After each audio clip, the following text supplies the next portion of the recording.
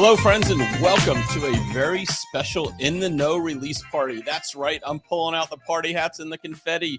Research is paramount in the L&D space. It helps guide the direction we head in and the decisions we make to help serve the learner.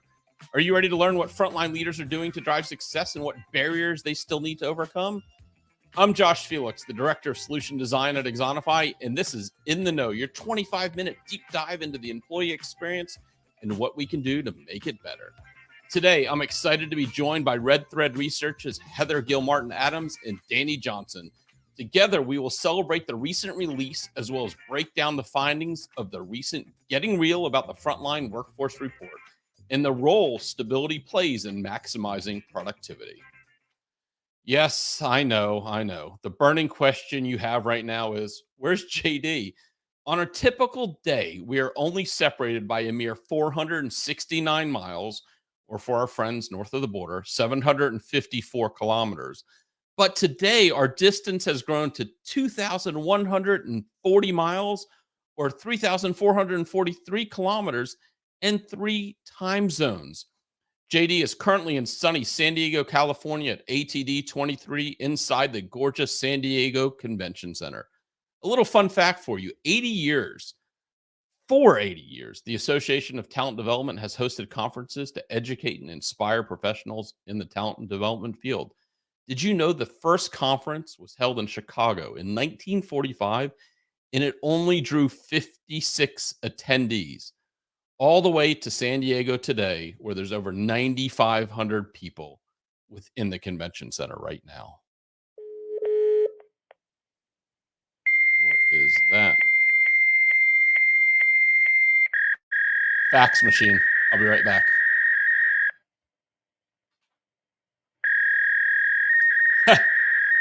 Go figure. Mr. Dillon sends me a fax from San Diego. Well, let's see what came across. Oh, he wants me to read this message out to all his fans that he has on the show.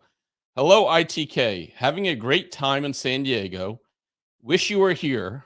Lots of awesome conversations about enabling frontline workers. Had spaghetti for dinner last night. My shirt is covered in sauce. Send some Tide. The session with friends at Kroger went great. Insightful conversation on influencing stakeholders to think differently and embrace new ideas. Also, plenty of interest in the modern learning ecosystem. Hold up my book on camera, please. Actually read that. Well, of course, JD.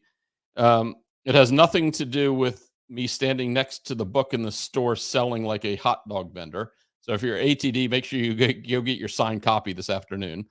Looking forward to seeing you on the next episode. Planning to watch The Fabelmans on the plane ride home. Did you like that movie? Doesn't matter. Can't hear you anyway. Have a great show. Say hi to Dani and Heather for me. Be well, JD. Well, thanks, JD, for the fax. We'll get rid of that. It's great that he sent the fax, but maybe let's check on what's going on right now at ATD in San Diego.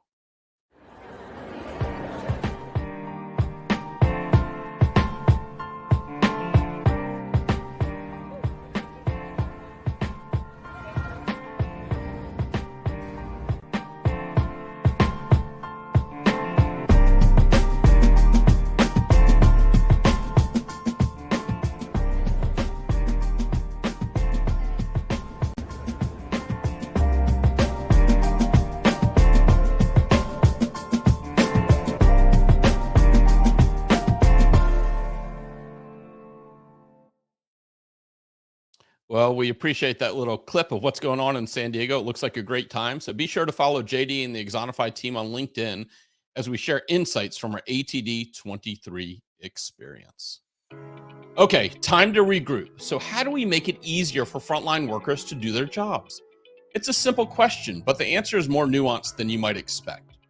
RedThread Research asked over 500 employees and 50 leaders from a wide range of industries and job functions about what's working and what's not.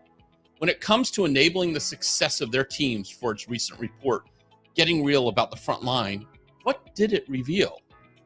It's exciting to bring the report authors, Heather Gilmartin Adams and Dani Johnson, to ITK as we unpack the findings from this pivotal report to learn what organizations are doing to drive progress and what barriers they still need to overcome.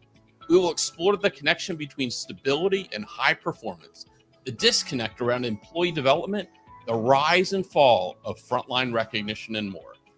Dani is a co-founder and principal analyst at RedThread Research. Prior to founding RedThread, Dani led the learning and career research practice at Burson, Deloitte, and previously led research at the Ross School, University of Michigan. Dani holds an MBA and an MS and a BS degree in mechanical engineering from BYU. Before a kid, her favorite vacations involved a backpack, a map, and Google Translate.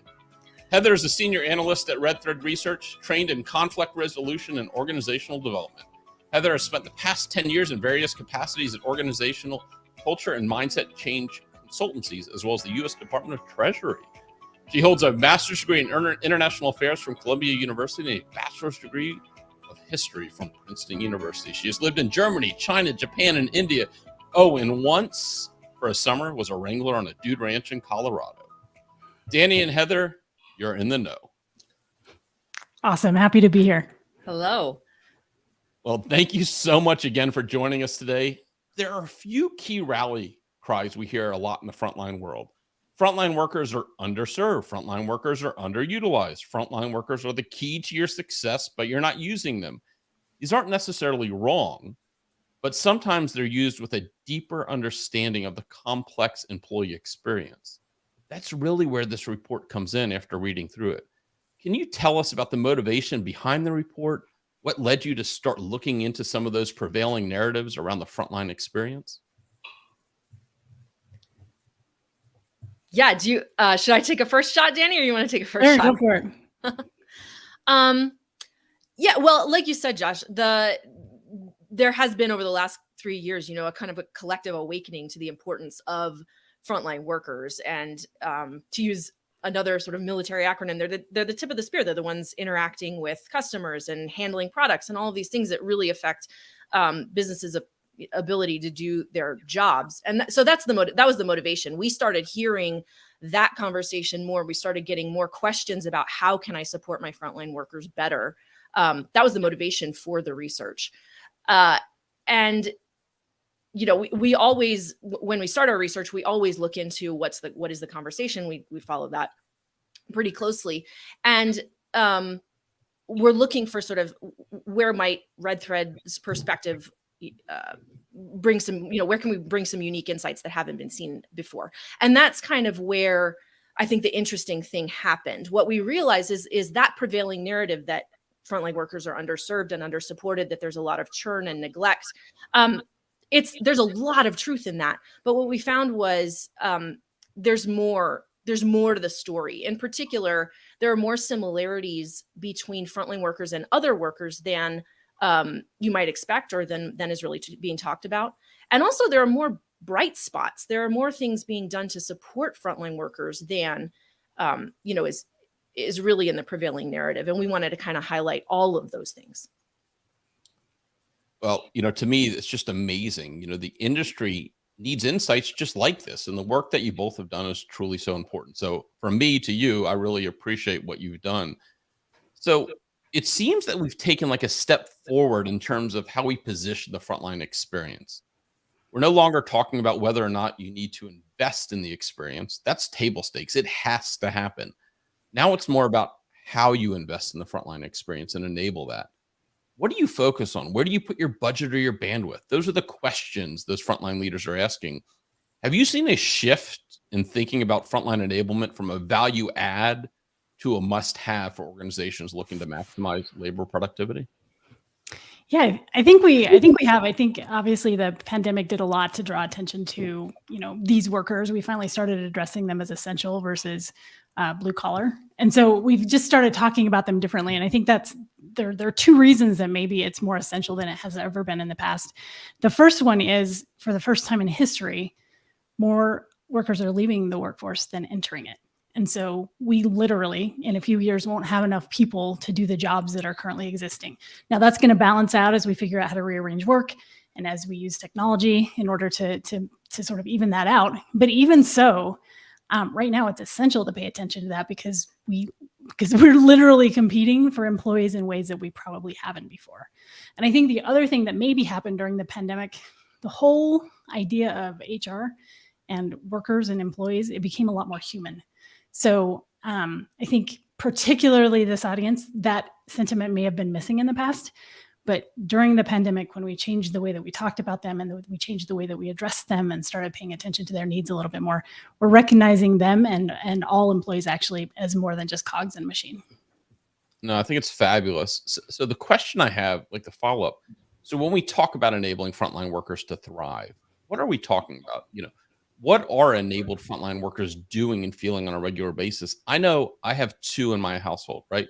My two older kids, they're in the front line, they're in the QSR space. What are we doing? How are we truly enabling them and ensuring that we're focused on how they're feeling? Well, so the way that we broke it down for this research, we thought about thriving in three parts, right? And this actually applies to all employees, not just frontline workers, but they need to be enabled to perform well. They need to be enabled to learn and grow and prepare for new roles. And they need to be able to feel like they're working in an environment that is motivating for them, where they're engaged, where they feel like they belong. And so we looked at those three things and looked at what are organizations doing within those three areas to enable frontline workers specifically, and where are the differences between, what's unique about the frontline experience in those three areas. Dani, what would you add? Josh, I want to jump in and kind of go back to your question. You said how, paying attention to how they're feeling. Yes, that's very important. It goes back to that idea of human, but I think it's much bigger than that. Mm-hmm. I think we've realized during the pandemic and after, as we've started to pay attention a little bit, that there's tremendous amount of value in our frontline workers, and we may have been underutilizing them in the past. So it's not so much just about how they're feeling, it's about how we take advantage of the tremendous value that they bring to make our organization stronger and better and move forward together. I love that. So I know a theme that I saw when I was reading through the report, and I think I shared that I hold the record. I read it 17 plus times. So if anybody's read it more than me, put it in the chat, let us know. But there was the theme of pillars, right? In the pillar frontline enablement. And that first pillar was around perform well. And I don't think I said it strong enough, but perform well, right? It's like every manager that's like the mantra to preach today in your team huddle. What are the most notable findings around hurdles facing organizations when it comes to helping workers perform well? Yeah, I think the hurdles are pretty well established by the research that we read in our lit review. Low pay. Workers are often looking for something else. So just the idea of stability for the individual as well as stability for the organization is a huge hurdle.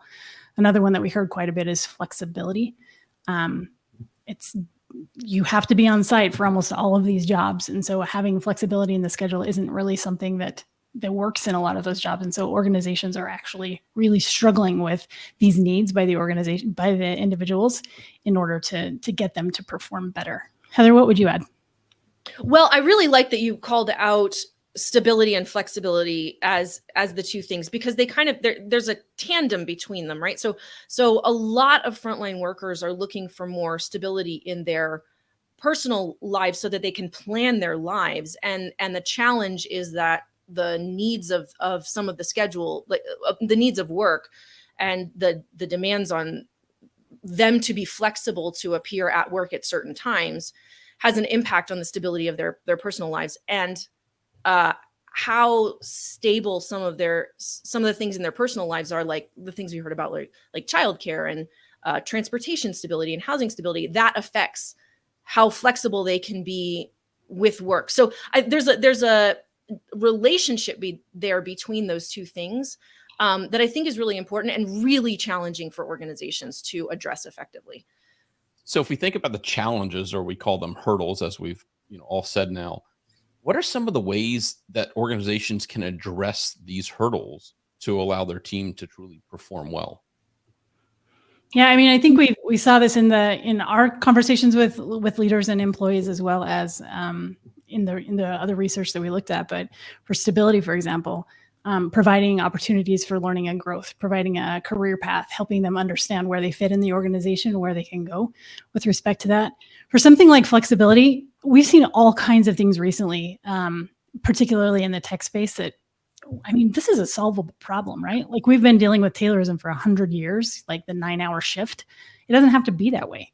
And so we can actually leverage technology and maybe a little bit of creative thinking to fix that flexibility problem, so that we can provide opportunities for parents to see their kids 2 p.m., first grade play, or attend a soccer game. It's not out of the realm of possibility. These things can be solved. We just haven't necessarily thought about them before.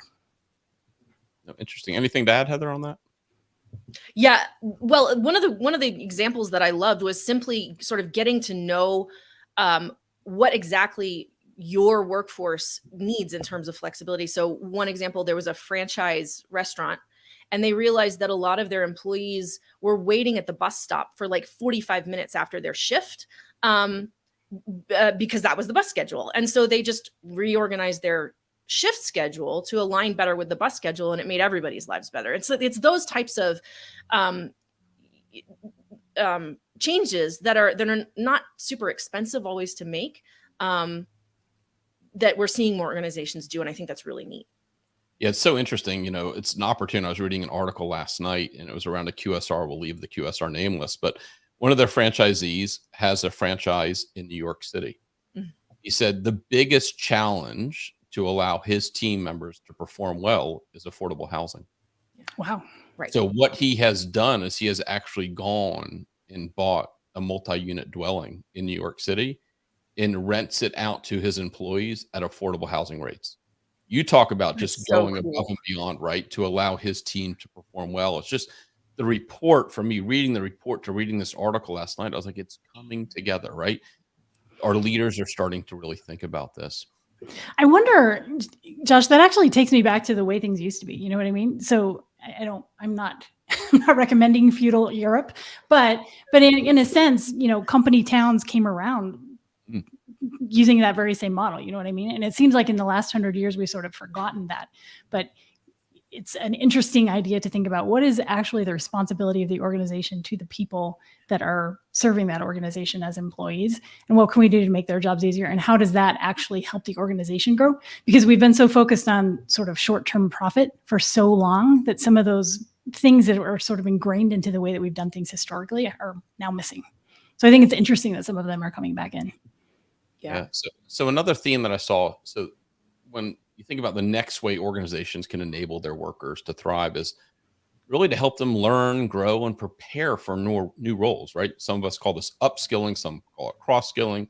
Let's just say preparing for new roles. Yeah. What are the barriers you all uncovered in the report related to this? I mean, there were several. I think part of it is mindset. Part of it is the way that we've structured those roles. Part of it is the way that we viewed these people in the past. So you do this thing, you're a cog in a machine, you do this really well, you do it forever. Or you're blue collar versus white collar, and that's the boundary and you can't go above that. Or we're not necessarily paying attention to all the things that we're doing to help people learn, grow, and develop. And so there's a sort of a dearth of understanding of what development actually is. So we saw all three of those things as ways that organizations are just, we haven't cleared that in a lot of organizations to maybe fix the problem as well as we should.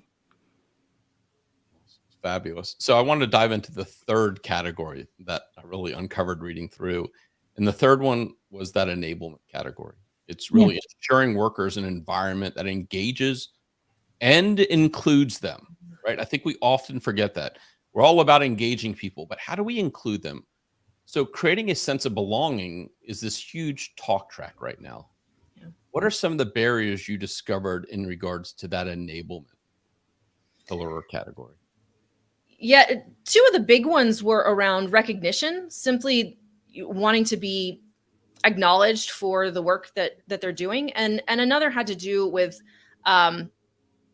communication and really hearing both communication from sort of the central areas of an organization out to the front line, making sure that frontline workers are getting the information that they need to do their jobs well and to feel like they're plugged into what's going on and they're part of a community, but then also communication the other way, right? So a lot of what we heard was frontline workers aren't feeling like their feedback is heard or that their ideas are heard, and even goes to learning and development, where we talked to one leader who was really surprised to learn about all of these really cool development initiatives that were happening on the front line that were developed by frontline teams that she didn't know about. So it's that type of communication that I think was really a struggle for a lot of the organizations we talked to. What would you add, Dani? I think the other thing that we're hearing more and more, so we're actually doing a podcast series on Frontline as well. And we talked to Steve Hunt this week. And one of the things that he said that was really interesting to me is this idea of purpose. So we've studied purpose at RedThread, but particularly for that frontline, and tying what they're doing every day to the overall vision and purpose of the organization. There's a really good example of a medical device company. I don't have their permission to share this story, so I won't use their name, but they actually do events where they bring all of the employees together and have people that have been saved by these devices come and talk to them to reinforce the mission of the organization and reinforce that what they do, even if, quality check to running the line to whatever it is, it really matters to the people that they serve. And so that idea of connection, bringing everybody together with one purpose is another way to make sure that inclusion and that belonging is happening. Just amazing. So last question for both of you. So if you could ensure our viewers walk away from this conversation with one new item to add to their to-do list, what would it be? Go ahead, Heather. Yeah. What I was thinking was there's a lot that you could do. There are a lot of actions that you could potentially take. One of the themes that we heard from a lot of leaders is know your workforce. Get out there and know who you are supporting and figure out what matters to them, which ideas are most pressing, and then focus on those. That was a running theme that I thought was just a really good idea. Love it. I know. Another thing that we saw was that really good things are happening. Good things are happening everywhere, and we're not talking about the good things that are happening. You know what I mean? So a lot of people in those frontline positions, for example, don't know that they're actually being developed. We don't talk about it as development. We talk about it as part of the job. And so putting a name to some of these things that are happening can change the way that we think about it. And as we know, what gets talked about obviously gets improved. And so just start where you are. Take a look around and put a name to the things that are happening. Don't assume that just because we've done it that way forever, it doesn't matter, or we need to change it. Really good things are happening. Well, truly appreciate the time, Dani and Heather. Thanks for helping us unpack Getting Real about the Frontline Workforce Report. To get your copy of the report, visit Axonify.com/RedThread. Axonify strategic partner Achievers is hosting the Achievers ACE Conference on May 31st through June 1st in Austin, Texas. We're excited that Axonify's own Shannon Herbert will be hosting a roundtable session. Don't miss Achievers ACE, the Employee Experience Conference.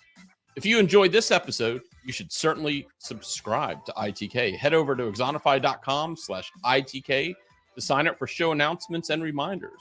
You can also check out the entire ITK playlist on Axonify YouTube's channel or listen to In the Know on your favorite podcast. Our next episode is in just 2 short weeks, and hopefully JD will be back from his beach vacation in San Diego. Sorry, JD, I meant ATD in San Diego. Our next episode is Leveraging Breakdowns to Break Through with Elizabeth Thompson. Elizabeth Thompson has seen it all in her 20-plus year career in HR, from massive layoffs at Starbucks during a recession to having a front row seat to Chapter 11 experience with Southeastern Grocers as the Chief People Officer, and how the grocer came out of the experience not only wiser, but transformed to a level that resulted in a Harvard Business School case study on their cultural transformation. Elizabeth has witnessed seismic global shifts that have impacted how we support employees and develop leaders, and created a framework for organizations that can embrace change and build trust. Elizabeth joins JD to chat about how positive change starts with good leadership and that a focus on the 3 core pillars of communication, leader training, and development, and data that proves impact to stakeholders. Be sure to tune in on Wednesday, June 7th at 11:30 a.m. Eastern Standard Time. Until then, I've been Josh Felix, and now you're in the know.